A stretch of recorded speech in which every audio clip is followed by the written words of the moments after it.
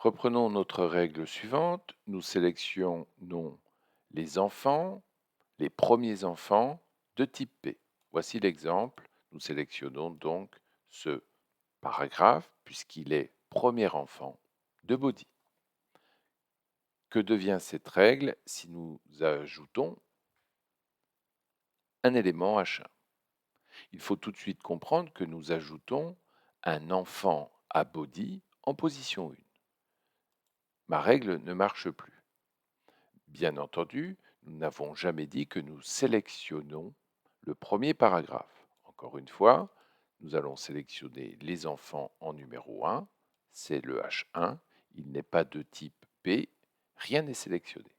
Mais alors, comment sélectionner le premier paragraphe? En fait, il faut juste modifier la règle en disant que nous voulons.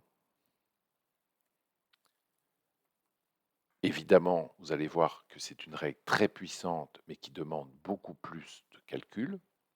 Nous voulons sélectionner par type tous les premiers enfants.